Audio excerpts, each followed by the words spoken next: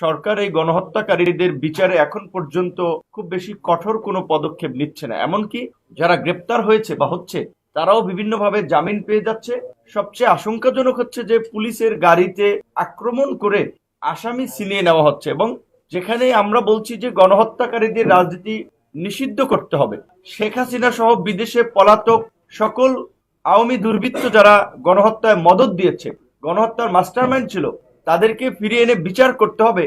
সেখানে আমরা দেখলাম যে আওয়ামী লীগ কর্মসূচি ঘোষণা করছে এবং এই ছাত্র জনতা নাগরিকদের অভ্যুত্থানের সরকারকে হঠাতে তারা হরতাল অবরোধের মতো কর্মসূচিও ঘোষণা করছে।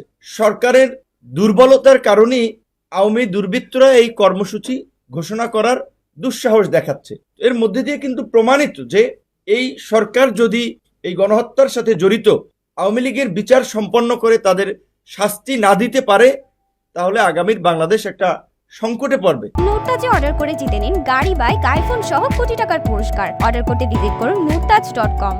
এই আন্তর্জাতিক অপরাধ ট্রাইব্যুনালের যখন আইনের খসড়া করা হয়, সে সময় আমরা বলছিলাম সংগঠন হিসেবে যেন আওয়ামী লীগ এবং তার অঙ্গ সংগঠন ছাত্রলীগ যুবলীগের বিচার করা যায়, আইনটা সেভাবে করা দরকার। সরকার সেভাবে করে নাই। আমরা মনে করি এখনো যে সন্ত্রাস বিরোধী আইন সহ বিভিন্ন আইন রয়েছে, সেই আইনেও এই সংগঠন হিসেবে আওয়ামী লীগ এবং তার অঙ্গ সংগঠন ছাত্রলীগ যুবলীগের বিচার করা যায়। এবং অবশ্যই এই গণ অভ্যুত্থান পৃথিবীর বুকে বাংলাদেশকে নতুন করে চিনিয়ে দিয়েছে। কাজে এই গণ অভ্যুত্থান ছাত্র নাগরিকদের উপরে হামলা এবং হত্যাযজ্ঞে যারা জড়িত তাদের একটা দৃষ্টান্তমূলক শাস্তির মাধ্যমে বিশ্বের স্বৈর শাসকদের জন্য একটা দৃষ্টান্ত স্থাপন করতে হবে। এবং এই গণহত্যার যদি বিচার না হয়, এই ছাত্র নাগরিকদের অভ্যুত্থানে নিরস্ত্র জনগণের উপরে হামলা চালিয়ে যে বর্বরচিত হত্যাযজ্ঞ হামলা চালানো হয়েছে, বিচার যদি না হয়, তাহলে এর কিন্তু পুনরাবৃত্তি ঘটতে পারে। এদেশের জনগণ বারবার রাজপথে নেমে রক্ত দিবে, লড়াই করবে, আমরা সেটা চাই না। আমাদের সকলের সমর্থিত অন্তর্বর্তীকালীন সরকার, যদি আমাদের সাধারণ সম্পাদক বলেছে কি প্রক্রিয়ায় গঠন করা হয়েছে এই সরকার, কোথা থেকে কারা উপদেষ্টা এসেছেন, কোথা থেকে লিস্ট এসেছে, এইগুলো কিন্তু গণ অধিকার পরিষদ না, কোন রাজনৈতিক দল জানে না। রাজনৈতিক দল না, আপনারা নিউ এজের সম্পাদক জনাব নুরুল কবির সাহেবের সাথে প্রধান উপদেষ্টার ইন্টারভিউ শুনেছেন। তিনি কি বলেছিলেন? তার কাছে একটা তালিকা ধরিয়ে দেওয়া হয়েছে, তিনি যাদেরকে যাদেরকে চিনেন একমত হয়েছেন। এই তালিকাটা কোথা থেকে আসলো এটা কিন্তু আমরা কেউ জানি না। তারপরেও দেশ এবং জাতির বৃহত্তর স্বার্থে আমরা সরকারকে সমর্থন দিয়েছিলাম দেশকে সংকট থেকে উত্তরণের জন্য। 6 মাসে সরকারের পারফরমেন্স, তাদের দুর্বলতা এবং অদূরদর্শিতায় দেশে গতি আসে নাই। দেশের সংকট থেকে উত্তরণের কোনো ভালো লক্ষণ আমরা দেখতে পাচ্ছি না। আমরা মনে করি যে বর্তমান এই উপদেষ্টা পরিষদ নিয়ে সরকারের আগামী দিনের চ্যালেঞ্জ মোকাবেলা সম্ভব নয়। উপদেষ্টা পরিষদের পুনর্গঠন প্রয়োজন এবং সরকার যে শুরুতে ভুল করেছে, গণ অভ্যুত্থানের অংশীজন এবং রাজনৈতিক প্রতিনিধিত্ব সরকারে না রেখে আমরা সরকারকে অনুরোধ করব মেজর পলিটিক্যাল পার্টিগুলোর সাথে আলাপ করে অতি দ্রুত সময়ের মধ্যে এই সরকারের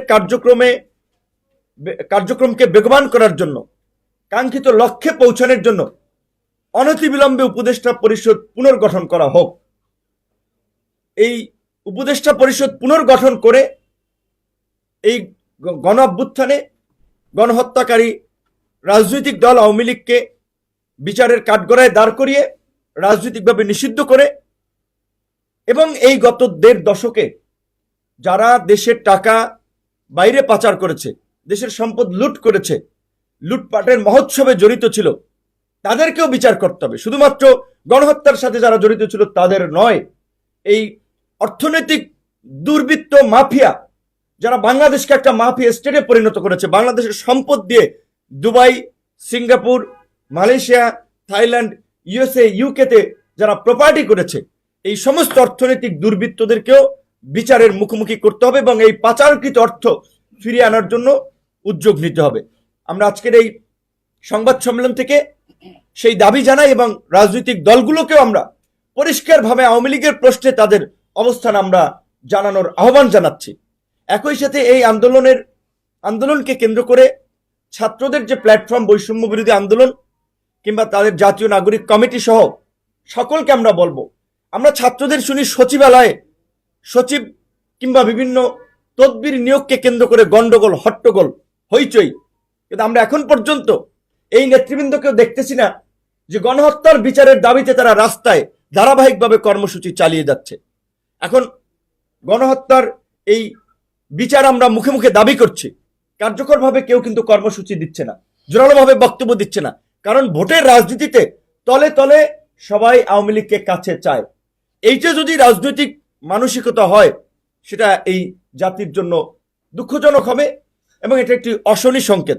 তাই আমরা পরিষ্কার ভাবি, যারা গণ অভ্যুত্থানের স্পিরিটের আলোকে আগামী নতুন বাংলাদেশ বিনির্মাণের কথা বলছি, এই ছাত্র জনতার ত্যাগকে ধারণ করে একটা বিশুদ্ধ রাজনীতির কথা বলছি, তাদেরকে অবশ্যই গণহত্যাকারী রাজনৈতিক দল আওয়ামী লীগের প্রশ্ন অবস্থান পরিষ্কার করতে হবে। সরকার কি ভাবছে, অমুক দল কি ভাবছে, নির্বাচন কমিশন কি ভাবছে, সেটা বিষয় না। বিষয়টা রাজনৈতিকভাবে আমরা আওয়ামী লীগের রাজনীতি আগামীতে চাই কিনা। আওয়ামী লীগের মতো গণহত্যাকারী দল নির্বাচনে অংশগ্রহণ করবে, আমরা রাজনৈতিক দল সমূহ সেটা চাই কিনা। উদরপিণ্ডি বুদর ঘাড়ে চাপানোর সুযোগ নাই, দায় সারা বক্তব্য দেওয়ার সুযোগ নাই। গণ অধিকার পরিষদের পক্ষ থেকে আমরা প্রাথমিক ইনিশিয়েটিভ শুরু করেছি। এতদিন পর্যবেক্ষণ করেছি যে যারা আন্দোলনের নায়ক দাবি করছে, আন্দোলনকে কেন্দ্র করে প্ল্যাটফর্ম গড়ে তুলছেন, সরকারি সুযোগ সুবিধা নিচ্ছেন, তারা কি করছেন। অন্যান্য রাজনৈতিক দল যারা ক্ষমতায় যেতে চায়, ক্ষমতায় যাওয়ার জন্য মুখিয়ে আছে, ক্ষমতায় না গিয়েও যারা বিভিন্ন জায়গায় নিয়ন্ত্রণ করছে, কার্যত এটা সত্য। আজকে যদি প্রশাসন দেখেন, গণমাধ্যম দেখেন, ব্যবসায়িক কমিউনিটি দেখেন, সুনির্দিষ্ট দু একটি রাজনৈতিক দলই তো এই কমিউনিটিগুলো নিয়ন্ত্রণ করছে এবং তাদের আধিপত্য কার্যত কায়েম করেছে অলিখিতভাবে হলেও। তাহলে আওয়ামী লীগের প্রশ্নে তাদের নীরবতা কেন, আমরা সেটা জানতে চাই এবং দেশবাসীকেও এই সম্পর্কে আমরা জানাতে চাই। গণ অধিকার পরিষদের পক্ষ থেকে আগামী 5ই ফেব্রুয়ারি আমরা এই জেলা প্রশাসকদের মাধ্যমে প্রধান উপদেষ্টা বরাবর এই স্মারকলিপির কর্মসূচি, এরপরে ঢাকায়ও এই গণহত্যাকারীদের রাজনীতি নিষিদ্ধ এবং বিচারের দাবিতে ধারাবাহিক কর্মসূচি আগামীতে অনুষ্ঠিত হবে এবং অপরাপর রাজনৈতিক দল, গণ অভ্যুত্থানকারী অংশীজনদেরকেও আমরা সেখানে সমর্থন চাই। সকলকে ধন্যবাদ এবং কৃতজ্ঞতা। আসসালামু আলাইকুম।